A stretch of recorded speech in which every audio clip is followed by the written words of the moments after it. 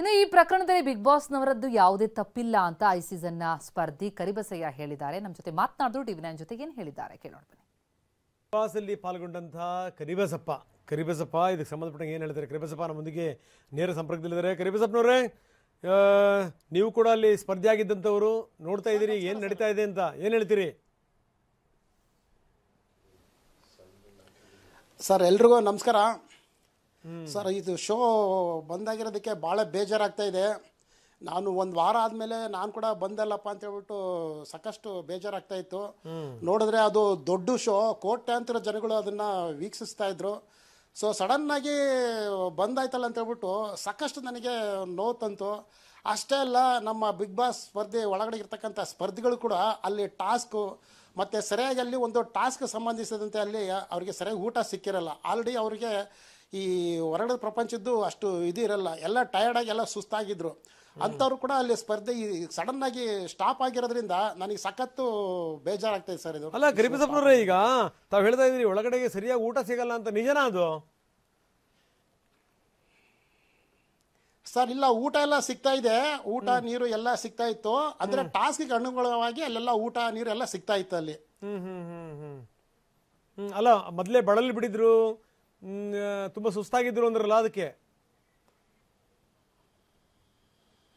ಇಲ್ಲ, ಅಂದ್ರೆ ಅವ್ರಿಗೆ ಅಲ್ಲಿ ಈಗ ಮೊಬೈಲ್ ಆಗಲಿ ಅಥವಾ ಯಾವುದು ಇರ್ತಾ ಇದ್ದಿಲ್ಲ. ಅವ್ರಿಗೆ ಅಲ್ಲಿ ಟಾಸ್ಕ್ ಸಂಬಂಧಿಸಿದಂತೆ ಸರಿಯಾದ ಟೈಮ್ಗೆ ಅಲ್ಲಿ ಊಟ ಮತ್ತೆ ಏನು ನೀರಿನ ವ್ಯವಸ್ಥೆ ಇದೆ ಅದೆಲ್ಲ ಸಿಗ್ತಾ ಇತ್ತು ಅಲ್ಲಿ ಎಲ್ರಿಗೂ, ಪ್ರತಿಸ್ಪರ್ಧಿಗಳು ಕೂಡ.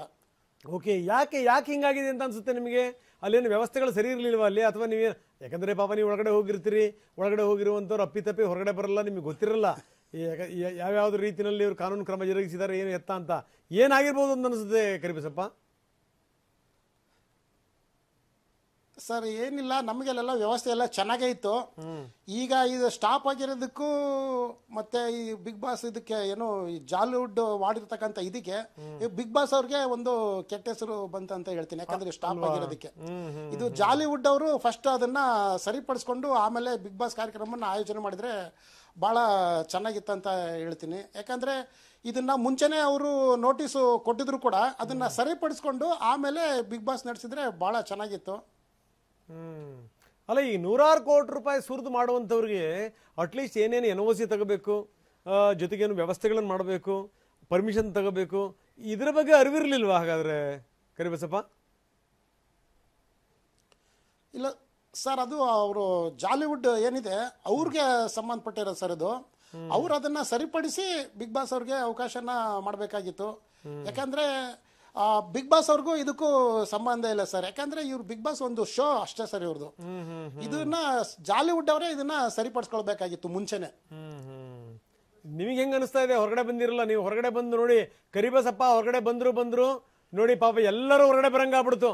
ಬಹುಶಃ ಕರಿಬಸಪ್ಪನ್ನ ಹೊರಗಡೆ ಕಳಿಸ್ತಂತಹ ಮುಹೂರ್ತನೇ ಸರಿ ಇರಲಿಲ್ಲ ಅಂತ ಅನಿಸ್ತಾ ಇದೆ. ಇಲ್ಲ ಸರ್, ಆ ಥರ ಏನಿಲ್ಲ. ನನ್ನ ದೇಹ ಎಷ್ಟೇ ದೂರ ಇದ್ರು ಮನಸ್ಸೆಲ್ಲ ನಂದು ಬಿಗ್ ಬಾಸ್ ಮನೆ ಒಳಗಡೆ ಇದೆ. ಬಹಳ ಬೇಜಾರಾಗ್ತಾ ಇದೆ. ನಮ್ಮ ಸ್ಪರ್ಧಿಗಳೆಲ್ಲ ಹೊರಗಡೆ ಬಂದು ಬಿಗ್ ಬಾಸ್ ಶೋ ಸ್ಟಾಪ್ ಆಗಿರೋದಕ್ಕೆ ಸಖತ್ತು ಬೇಜಾರಾಗ್ತಾ ಇದೆ. ನಾನು ಹೊರಗಡೆಗೆ ಬಂದ ತಕ್ಷಣ ಅದಕ್ಕೂ ಸಂಬಂಧ ಇಲ್ಲ. ಇದು ಬಂದು ಜಾಲಿವುಡ್ ಮತ್ತೆ ಇಲ್ಲೇನು ಅವ್ರೇನು ಅನುಮತಿ ಪಡೆದುಕೊಂಡಿಲ್ವೋ ಅದು ಅವ್ರಿಗೆ ಸಂಬಂಧಿಸ್ತಕ್ಕಂಥ ವಿಚಾರ ಇದು ಬಿಗ್ ಬಾಸ್ಗೂ ಕೂಡ ಒಂದ್ ಸ್ವಲ್ಪ ಬಹಳ ಬೇಜಾರಾಗ್ತಾ ಇದೆ ಕರ್ನಾಟಕ ಜನತೆಗೆ ಕೂಡ. ಏನ್ ಮತ್ತೇನಾದ್ರೂ ಒಳಗಡೆ ಹೋಗ್ತೀರ ನೀವು ಕರಿಬಸಪ್ಪ? ಸರ್, ಆ ಥರದ್ದೇನಾದ್ರೂ ಅವಕಾಶ ಸಿಕ್ಕರೆ ಖಂಡಿತವಾಗಿ ನಾನು ಮಾಡ್ತೀನಿ. ಅವಕಾಶ ಸಿಕ್ಕರೆ ಎಲ್ಲ ದೇವರ ಅನುಗ್ರಹ, ನನಗೆ ಗೊತ್ತಿಲ್ಲ. ಒಂದಂತೂ ನಿಜ, ಅಲ್ಲಿ ಬಿಗ್ ಬಾಸ್ ಶೋಗೋಸ್ಕರ ಭಾಳ ಜನ ಅಲ್ಲಿ ಸಾವಿರಾರು ಜನಗಳು ಅಲ್ಲಿ ಕಷ್ಟಪಡ್ತಾ ಇರ್ತಾರೆ ವರ್ಷಾನುಗಟ್ಲೆ. ಅದಕ್ಕೋಸ್ಕರನೇ ನಂಬಿ ತಂತ್ರಜ್ಞಾನರು ಪ್ರತಿಯೊಬ್ಬರು ಕೂಡ ಅಲ್ಲಿ ಕಷ್ಟಪಡ್ತಾ ಇರ್ತಾರೆ. ಈಗ ಶೋ ಈಗ ಸ್ಟಾಪ್ ಆಯ್ತಂದ್ರೆ ನಾನು ಮನೆ ಹೊರಗಡೆಗೆ ಅವತ್ತು ಬಂದಾಗ ನೋಡಿದ್ರೆ ಅಲ್ಲಿ ಸಾವಿರಾರು ಜನಗಳು ತಂತ್ರಜ್ಞಾನರು ಕಷ್ಟಪಡ್ತಾ ಇದ್ದಾರೆ. ನನಗೆ ಆಶ್ಚರ್ಯ ಆಗೋಯ್ತು. ಅಲ್ಲಿ ಇರೋದು ಒಂದು 28-20 ಜನ ಇದಕ್ಕೋಸ್ಕರ ಎಷ್ಟೊಂದು ತಂತ್ರಜ್ಞಾನಗಳು ಇಲ್ಲಿ ಕಷ್ಟಪಡ್ತಾ ಇದಾರೆ ಅಂತ ಹೇಳ್ಬಿಟ್ಟು ಭಾಳ ಬೇಜಾರಾಯ್ತು. ನೋಡಿದ್ರೆ ಅಲ್ಲಿ ನಾವು ಇಲ್ಲಿ ಒಳಗಡೆ ಇರ್ತಕ್ಕಂಥ 20 ಜನಕ್ಕೆ ಇಷ್ಟೊಂದು ಜನ ಕಷ್ಟಪಡ್ತಾ ಇದ್ದಾರೆ. ಇವತ್ತಿನ ದಿನ ನೋಡಿದ್ರೆ ಅದು ಶೋನೇ ಸ್ಟಾಪ್ ಆಗೋಯ್ತು.